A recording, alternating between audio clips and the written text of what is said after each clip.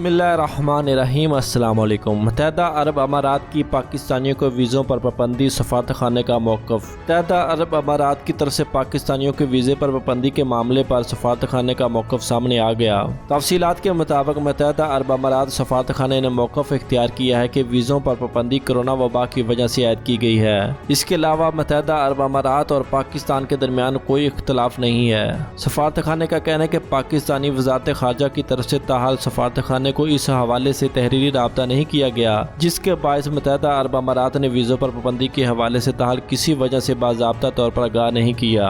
दूसरी जानब इस हवाले से ज़राए का कहना है कि पाकिस्तान इस मामले को मुत्तहदा अरब अमारात के साथ आला सतह पर ठा रहा है, ताहम वीज़ों के मामले पर जल्द पेशरफ्त मुतवक्किल है। यहाँ पे एक सवाल ये उठता है कि कोरोना केसेस की बुलंद शरह के बावजूद भारत के लिए मुत्तहदा अरब अमारात के वीज़ों पर पाबंदी आयद नहीं। हालांकि पाकिस्तान में कोरोना केसेस की तादाद भारत के मुकाबले में ना होने के बराबर है। अगर आपको ये मेरी वीडियो अच्छी लगी हो तो मेरे चैनल को सब्सक्राइब करें और कमेंट बॉक्स में अपने राय का इज़हार ज़रूर करें। आपके कीमती वक्त का बहुत शुक्रिया। अल्लाह हम सब का हामी और नासर हो। अस्सलाम वालेकुम व रहमतुल्लाह।